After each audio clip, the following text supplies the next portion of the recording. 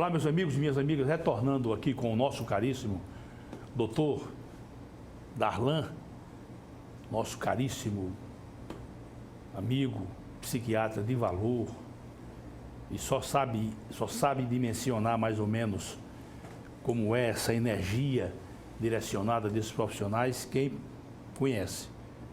Às vezes eles se defrontam com momentos, eu tenho certeza, não precisa nem me responder, mas momentos de uma certa angústia interior, por ele não poder fazer mais do que está fazendo. Essa é a expressão. Eu tenho a impressão que todo mundo é assim, mas eu acho que quando você quer fazer mais alguma coisa e não consegue, vem aquela sombra de frustração. Mas vamos entrar aqui no assunto mais grave. Desde a minha época lá, nos meus tempos antigos, que eu tinha essa ansiedade danada para desvendar, para dominar esse campo do conhecimento. Primeira pergunta que eu te faço, meu caríssimo amigo, e é a pergunta que é dos nossos telespectadores também. Me corrija se isso é alguma impropriedade. Uma vez alguém disse a mim, Jerônimo, um dos problemas da psiquiatria é que ela não tem um substrato anatomopatológico. Você tem um coração doente, você consegue perceber um pulmão doente, um joelho doente, né? A visão do indivíduo doente. Mas na questão da psiquiatria, do comportamento psiquiátrico, você não tem, me corrija, você não tem uma anatomia para você verificar, perceber.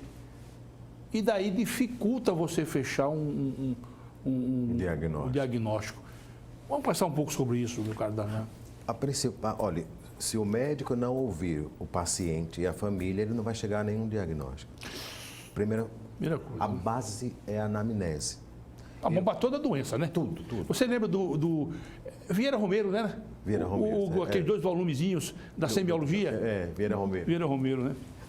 Pronto, ali é a base. A base. Então, nós temos uma matéria, semiologia. A base do conhecer o paciente, de avaliarmos todo o aspecto biopsicossocial, é a anamnese. Então, se você não conversa, se você não procura as informações que necessita para se chegar a uma hipótese diagnóstica, primeiro é uma hipótese. Isso, exatamente. Não é um diagnóstico. Primeiro eu chego a uma hipótese. Depois eu vou solicitar exames que são complementares. Não são. Eu não vou. Nem todo exame é específico para. Assim, vamos pedir exame. Tem paciente que hoje, por causa da internet, o Dr. Google, tem gente que já vai na internet e já chega com o exame na mão. Eu disse, mas esse exame não é adequado para esse tipo de patologia. Então, mas, como eu estou dizendo, cada dia o avanço está sendo muito grande, em todos os aspectos. Eletroencefalograma digital, né, com o computador, né, está abrindo o mundo. Ressonância magnética. Nós hoje temos imagens do cérebro mostrando áreas com captação pouca de determinadas substâncias que estão levando a diagnóstico, assim, como se fosse uma comprovação de um diagnóstico. Mas não existe assim especificamente. Eu vou pedir esse exame para detectar esquizofrenia. Eu vou pedir esse exame para detectar um transtorno bipolar. Não existe. Não existe, né? A anamnese é a base de tudo. Meu caro, mas não existe, me permite insistir, mas não existe o que se chama de uma configuração bioquímica, não?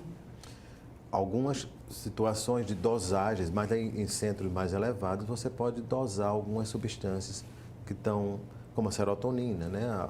Você pode dosar os hormônios, como você dosa da tireoide, dosa várias coisas. Então, não é patognomônico, o problema todo é esse. Sim. Porque se fosse fácil, todo mundo, aí seria uma coisa muito boa para... Eu acho que o avanço maior é quando chegarmos a esse ponto. Mas não é fácil, regra geral, fechar um diagnóstico, não. Não é fácil. Não venha dizer que é, né? Não. E outra coisa, você vê, um processo esquizofrênico é geneticamente. É genético. É genético. Uma das teorias genéticas, né? E muita gente nós nascemos com bolhas psicóticas. Você pode estar aí e, em determinado momento da sua vida, ocorreu um fato, né? fato um sequestro, um estupro, um atentado, qualquer, né? Então a gente vive no fio da navalha. Nós estamos entre a cruz e a espada praticamente. Nosso cérebro é como romper um tênue fio. Você passar de um normal, que ninguém é normal, não tem. Eu sou normal, não. Perante a minha cultura, eu me comporto assim, né? Eu sou normal. E nem queira ser normal, né? Porque se o indivíduo quiser ser normal, ele já não está sendo normal. De perto ninguém é normal. De longe, né, dá para, né, a gente confundir, mas de perto não é normal. Uhum. Inclusive tem uma história fantástica de um esquizofrênico lá do hospital que eu estava conversando com ele, um certo plantão lá na clínica, e ele disse: doutor, vamos conversar sobre cardiologia? Eu disse: vamos. Ele culto, mas é um esquizofrênico. Ele conversou, ele explicou a parte cardíaca e depois ele disse: vamos conversar sobre física quântica. Conversamos sobre física quântica, ele explicava lá. E a terceira ele disse: agora vamos conversar em alemão. Eu disse: comece aí, me pergunta alguma coisa. Ele... E eu respondia, sabe? Aí nós começamos a conversar, né? E de repente chega a auxiliar de enfermagem com a papeleta para ser medicado. Outro paciente, aí ela olhou para mim, depois olhou para ele, olhou para mim, olhou para ele, depois ele perguntou assim: quem é o médico? Aí eu disse: oxe, ela não percebeu quem era o médico, então a gente vamos trocar de lugar, você entra no meu lugar, que eu fico no seu. Coloquei o estetoscópio no pescoço dele, eu disse: diga aí, minha filha, o que é que deseja? Aí ela: vocês querem me enlouquecer? Quer dizer, quem é o louco? Entendeu? Por quê?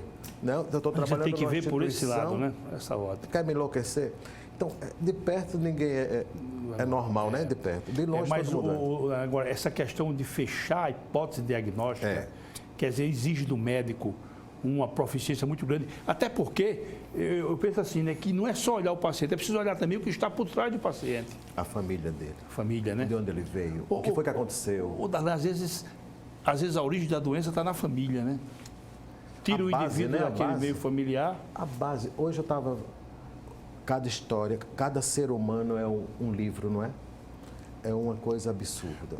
Quando eu, me permita, peço permissão aos telespectadores, quando eu frequentei uma clínica psiquiátrica na minha época de estudante, e uma senhora lá,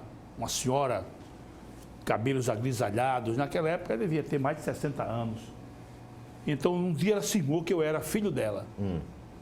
Ela começou a dizer que eu era filho dela, e o pai, ele falou aqui logo cedo, eu era filho dela com sanguinete. Eita. Eu era filho. Pronto. Aí. E um dia ela estava em um determinado local, e eu cheguei, ela estava com um lanchezinho, chocolate, um negócio, me ofereceu, e eu estava ali com um lanchinho também com ela, e tal, chegou uma filha dela com o marido, uma filha dela, uma senhora bem vestida e tal.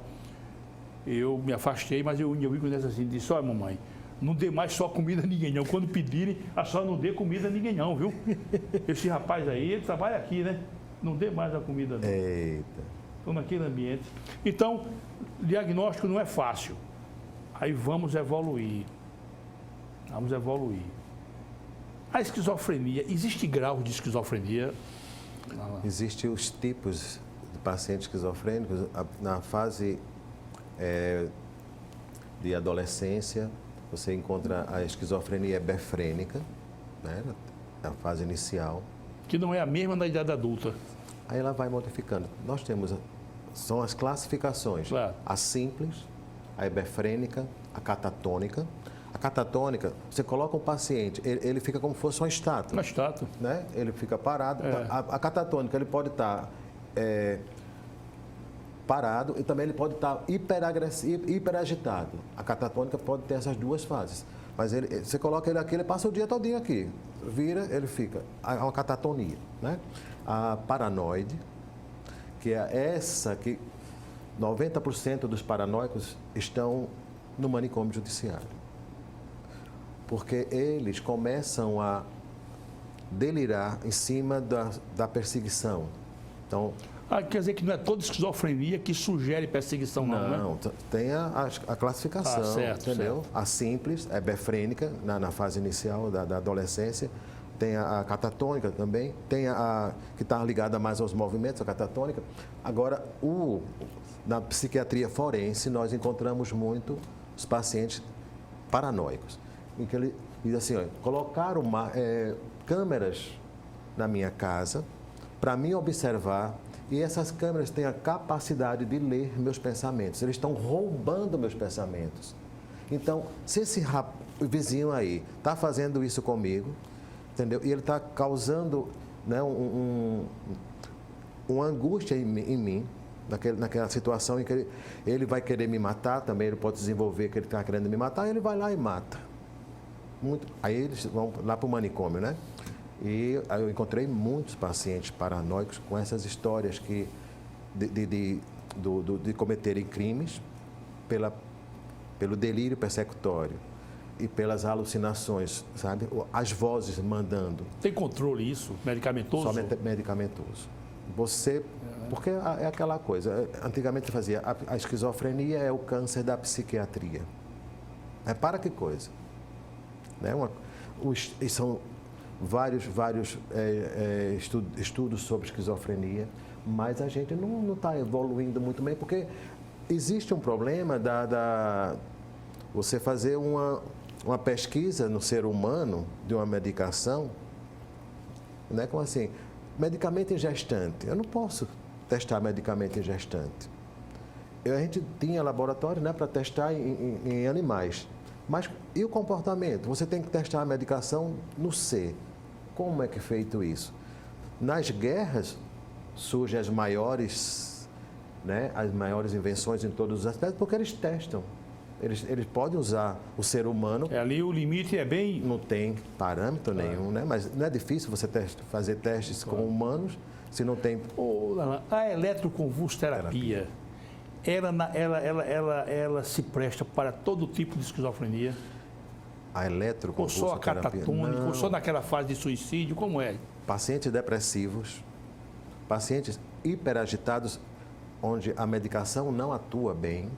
Você está fazendo medicamento injetável, o paciente já está totalmente sofrido demais. Hoje é feito em São Paulo, nos hospitais das clínicas, em Recife tem um serviço de eletro. Eu apliquei eletroconvulsoterapia, só que não nos parâmetros atuais, né, que hoje é feito com anestesia, o paciente com assistência completa. Eu vi melhora. Eu não sou contra a eletroconvulsoterapia. Ainda é tratamento de eleição hoje, em alguns casos? Muitos casos. É top. Inclusive, eu conheço pessoas assim ligadas à nossa área que fizeram o tratamento e que estão muito bem controlados. Médicos? Médicos. E pacientes idosos. Gestante pode ser feito um tratamento com eletroconvulsoterapia, não tem problema. E idoso. Um paciente que devolver o paciente com depressão grave, foi internado numa unidade clínica, 2 soros na veia, uma sonda nasogástrica para alimentar, e depois de uma semana disseram, não tem jeito não, esse paciente não tem jeito não, vamos devolvê-lo para a família, né, para assim, vai morrer em casa. Aí eu disse, olha, tem um serviço lá em Recife que a gente pode enviá-lo. Olha, ele foi no domingo à noite numa UTI móvel, segunda-feira, de manhã à tarde, ele fez a primeira sessão. A gente faz 3 seguidos, 3 alternados. Aí descansa, né? Pois no segundo ECT, o paciente ligou, o filho dele, inclusive advogado, sabe? Ele ligou para mim, olha, Darlan, fale com meu pai. Eu disse, doutor Darlan, eu já estou comendo. O segundo ECT. Então, a gente às vezes cria aquele estigma de tanta coisa, mas, como ele disse, o paciente estava tomando sangue, o que estava morrendo. Não, o Cazuza. Sim, o Cazuza. Nos últimos dias, a gente percebe, né? Eu acho que o indivíduo, quando a morte se aproxima, ele tem uma desconfiançazinha, sabe?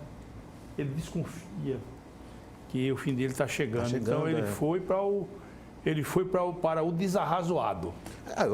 Agora, né, o tudo ou nada. Tem um senhor em tal lugar que sugere sangue de cavalo, aí ele foi para lá. Aí o cara cria, sabe? Assim, vamos ver, eu vi, eu acompanhei, eu sei o efeito. Né? Inclusive, tenho pessoas na família que já fizeram tratamento. Foi no Rio de Janeiro, na época. Mas é um tratamento cruento, né? Antigamente era diferente, hoje não. Hoje é no centro cirúrgico, com anestesia e tudo. Porque você tem um choque. Não tem um choque. A anestesia contribui para... Porque relaxa, porque o choque, ele desencadeia uma convulsão. Isso, exatamente. Até colocar um pano no indivíduo morder o pano. Pronto, né, para proteger, para não machucar. Hoje não. Hoje você faz o anestésico e a convulsão não aparece, embora é como se você desconectasse, é como se tivesse enferrujado e aquilo fosse desfeito e os neurônios começam a funcionar. É perfeito. Eu aconselho, se eu tiver algum problema algum dia, já estou dizendo que, olha, Alisson, pode me levar para tomar um choque. É como você falou, nós somos, você falou bolhas, né? Bolhas psicóticas. Nós somos bolhas psicóticas, né? Nós somos instáveis. Ô, amigo, chama aquela bolha psicótica ali. Aquela ali, pronto, daqui a pouco ela explode. É só ter um estímulo, né? Porque nós somos herança genética de pai e mãe e de uma família. Eu nasci há 10 mil anos atrás. Eu trago. Nós nascemos, né, 10 mil anos atrás, nessa linha de veja quanta coisa está no nosso código genético, né, no nosso genoma, que você às vezes diz, olha, eu não sabia que eu tinha tendência a isso, mas você só desenvolve determinada doença.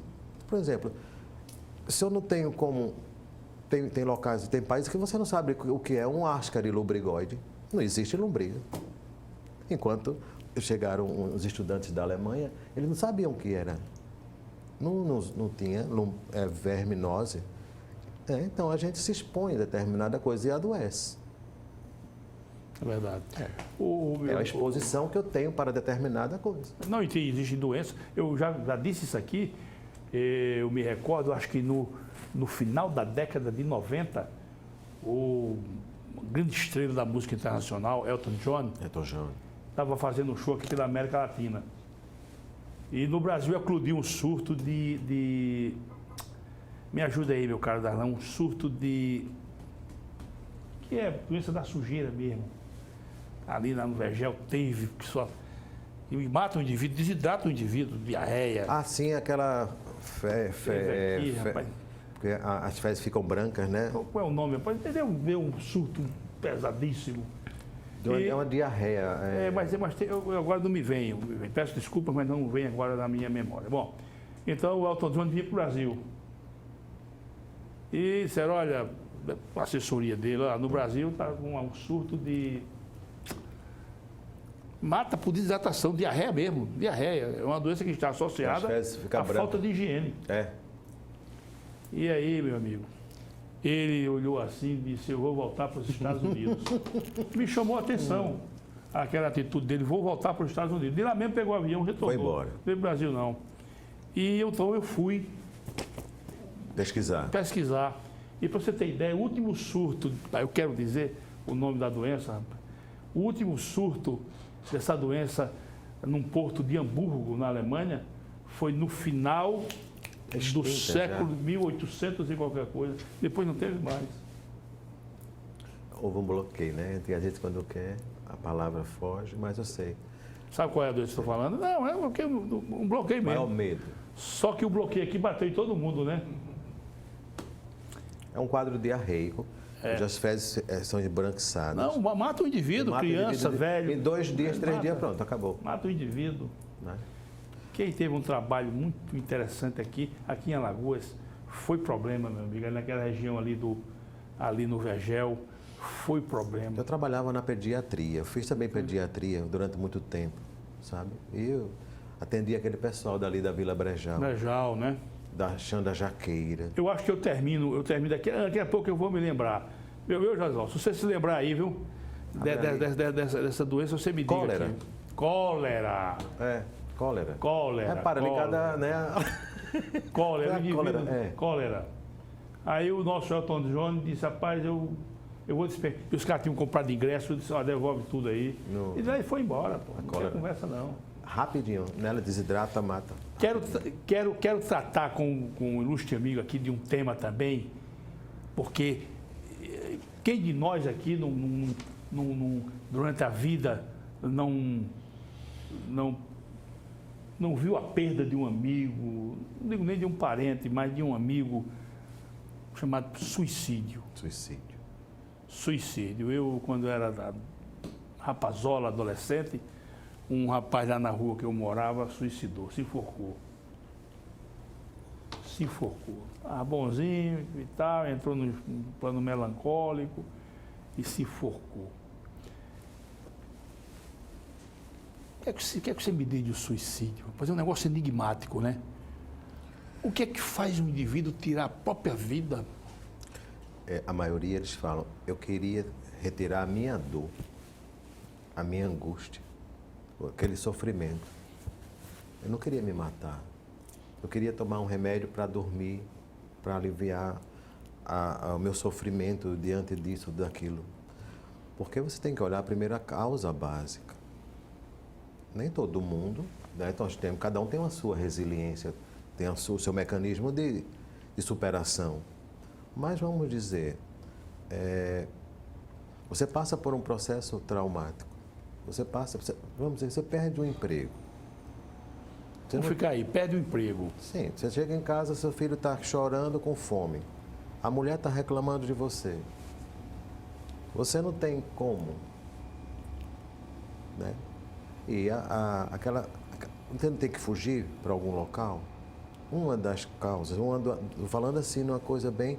Existem coisas muito profundas ligadas aos processos depressivos e aos processos psicóticos. O esquizofrênico, ele escuta uma voz mandando ele se matar.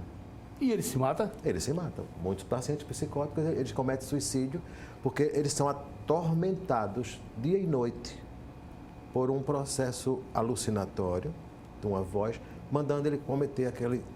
E eles cometem o delito, eles cometem o suicídio. Aí já é um quadro psicótico. Agora tem os casos também. Meu irmão, como uma paciente que chegou, ela foi estuprada no caminho do trabalho, de casa para o trabalho, no sítio. A depressão, ali o que é que acontece? A vergonha, o trauma, o estresse, né? A falta... assim, todo mundo olhando para mim agora como se eu fosse uma qualquer, né? Todo mundo sabe o que aconteceu comigo. E aquilo vai ocasionando... Determina um imenso desprestígio na pessoa, dela, né? E se não tiver uma estrutura boa, se não fizer um tratamento, ela vai embotando até que chega... Qual a minha saída? Isso, eu vou... Meu caro Darlan, todo suicida, todo suicida, ele sinaliza antes que vai... Sempre, todo. Sempre tem ele dá um sinal o isolamento, né? Eles começam a se isolar. Todos fazem isso?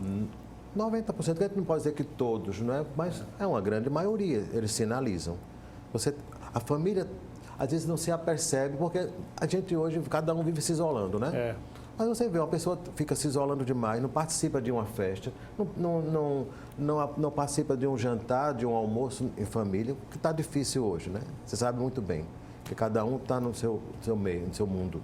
Mas verbaliza que eu não estou mais satisfeito com isso, eu não acho bonito isso. E você vai começando é como um quebra-cabeça. Medicina é um quebra-cabeça, você não pode, com uma pedrinha só, já formar o todo, né? As partes formam o todo. Então a gente vai se apercebendo de várias maneiras de comportamento, tanto no adolescente como no adulto. O idoso, você vê suicídio em idoso, meu irmão, é muito grande. Né? Me diga uma coisa, nós falamos aqui no Stefan Zweig. Certo. Ele suicidou-se juntamente com a mulher, foi um duplo suicídio, ele e a mulher dele chamava-se Lotte, em Petrópolis. Se você for a Petrópolis hoje, for lá no cemitério, está lá a tumba dele e da mulher. Eu estou falando de Stefan Zweig, por quem eu tenho uma profunda admiração. Ele, ao tirar a vida dele, ele escreveu uma meia página, meia página, tipo assim, a quem interessar possa. Mas de uma lucidez, de uma logicidade, de um raciocínio equilibrado. Aí eu fico olhando, meu Deus do céu, o indivíduo à beira de tirar a vida, ele consegue, o suicida consegue manter. Mas é antes isso. Ele vai se preparando, né? Tim Tones, um pastor, ele conseguiu... Sim, lá das Guianas, né? Um suicídio coletivo. Ele incutiu. Quase 1.000 pessoas. 900, foi quase 1.000 mesmo. Um suicídio coletivo. Então, você, às vezes, é como se hipnotizado, né? Você é hipnotizado de determinada coisa. Até orientações falsas, porque um paciente abriu o Google, o Dr. Google, e porque tinha um gângliozinho aqui no pescoço, porque eu tenho uma inflamação na minha amígdala, eu tenho um gânglio de defesa, né? Aí vai abrir aí, é um câncer. Pronto. Acabou. Aí começa a delirar em cima daquilo, que está com câncer, a mentalizar só, tem medo de falar, tem medo de pedir uma opinião, tem medo de fazer um exame, e veja o sofrimento daquela pessoa. Mas me permita insistir, eu vou usar uma expressão que não é minha, disso aqui, eu acho que é o top da angústia, é o indivíduo se voltar para tirar a sua própria vida. Aí ele consegue manter essa lucidez, ou você falou que ele, anteriormente, ele vem concatenando, como assim? Olha, agora, eu tenho uma paciente... Eu quero desvendar isso com você. Repara bem, uma paciente que morava, os pais viviam só de aparência. Ela disse que dentro de tinha dinheiro, essa menina, ela não tinha um ambiente familiar saudável, salutar, ela não conseguia nem apoio da mãe para conversar, nem apoio do pai, eles não tinham tempo, é só tome coisas materiais, né? Toma, quer um celular, quer o melhor, toma, quer isso, toma, quer isso, toma. E cadê o ambiente familiar? Eu falo com quem? Amigos. Aí começou a participar daqueles grupos que vão para o cemitério, que ficam deitados naquelas catacumbas, né? Que botam aqueles batom roxo. E ela disse, eu não aguentei meu sofrimento. Eu entrei em depressão e, de repente, surgiu aquela vontade de abandonar tudo. E eu fui pular do 8º andar de um prédio aqui na Ponta Verde. Isso faz muito tempo, eu tenho essa carta. Ela escreveu antes, tudo, detalhou.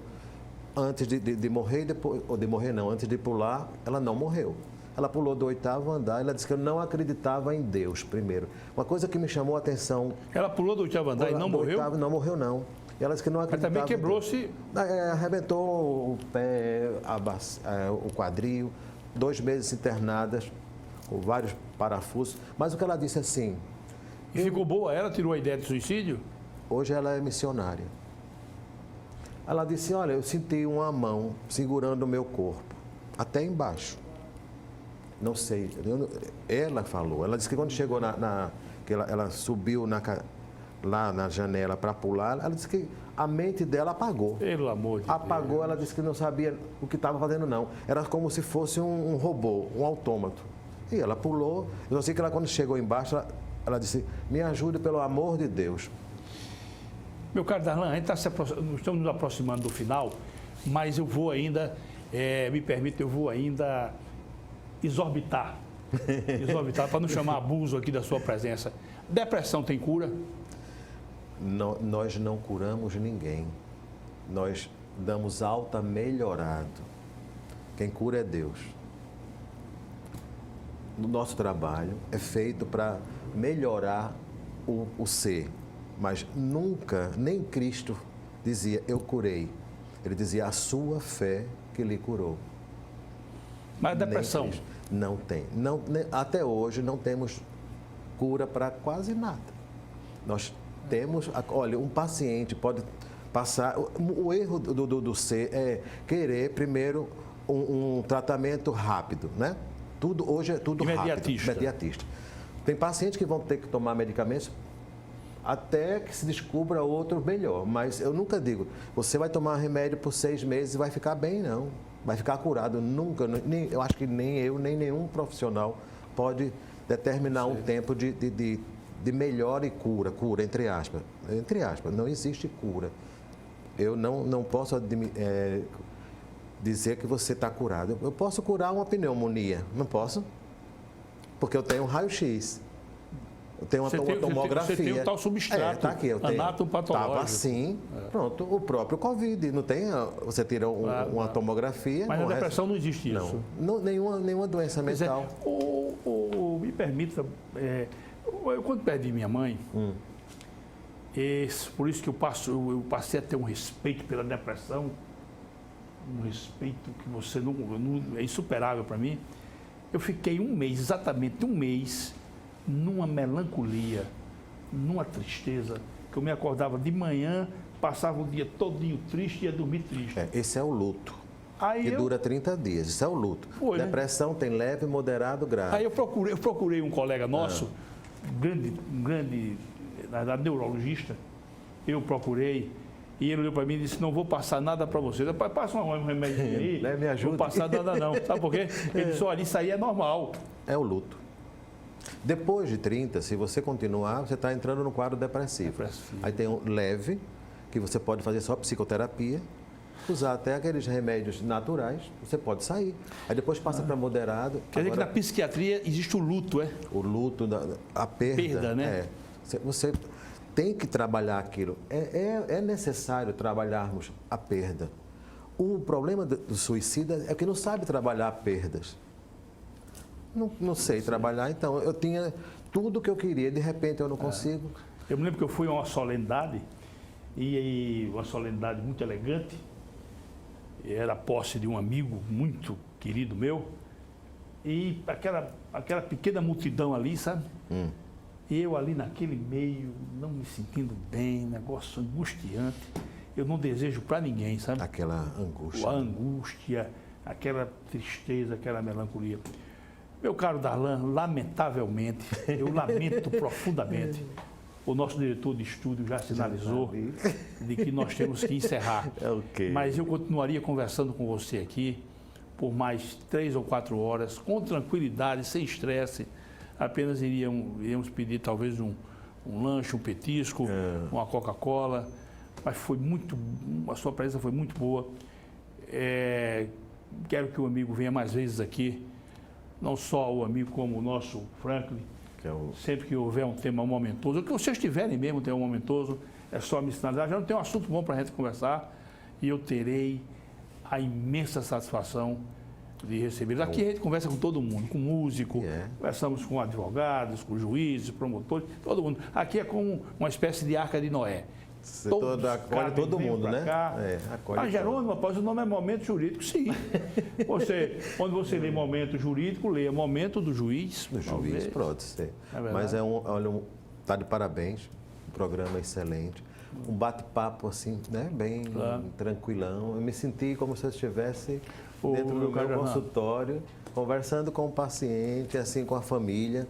E isso é o bom. O bom é você passar alguma informação que né, alguém capte e veja que eu superar, como eu resolver, a quem procurar. Evitem procurar primeiro o Google, vá para um médico, converse, né, procure alguém para conversar, não fique se embotando, saia do Google, vá só para o Google para ver alguma coisa histórica, né? E que ano o cólera chegou aqui no Brasil? Pronto, eu vá para o Google. Quero deixá-lo para uma outra mensagem para os nossos telespectadores. Por favor, meu caro Darlan, breve, para a gente encerrar. Olha, mensagem qualquer que você entenda conveniente.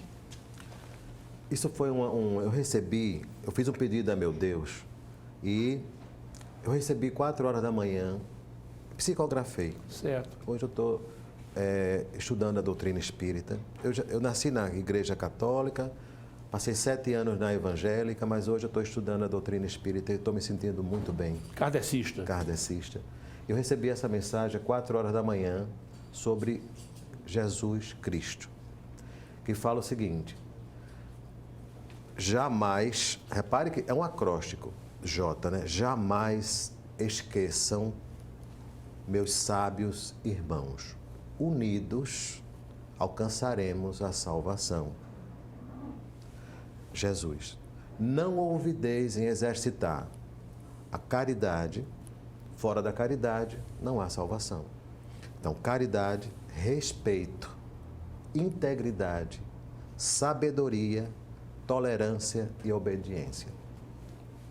Maravilha. Eu acho que isso, o nome de Jesus, ele mostra, né? Inclusive esse acróstico mostra... Já é um bom caminho, né, Darlan? Tudo, né? Bom. Então, o caminho, a verdade e a vida. Sem ele, você não chega ao Pai. Você falou aí, só para a gente encerrar, a última informação que dá aqui paralela, em Paris existe um cemitério chamado Père Lachaise, que é até para você ter ideia, é ponto turístico. É ponto turístico, que tem os monumentos, não é? Não, aqui é uma cidadezinha. Muito bonito. O cemitério mais antigo de Paris. E o túmulo de Allan Kardec está lá. É um túmulo de pedra, essa pedra rude que nós temos aqui, essa pedra rachão, o túmulozinho dele. Lindo, lindo, lindo. Ele era francês, né? Muito obrigado, Darlan, sua presença. Elevou e honrou o programa. Elevou e honrou o programa. Obrigado. Meu caro Franklin, muito obrigado pela sua presença. Meu caríssimo amigo, Alisson. Também... Como é o nome? Alisson. Havia até um ministro chamado Alisson Paulinetti, lembra? Caramba! Na época da Revolução, ministro da Agricultura. Um grande ministro, por sinal. Talvez seu nome seja até em consideração a ele. Darlan, muito obrigado pela sua presença, meu amigo Franklin. E meus caríssimos telespectadores, muito obrigado sempre por esse acompanhamento semanal aqui conosco. Até o nosso próximo encontro, se Deus quiser. Tchau. Amém.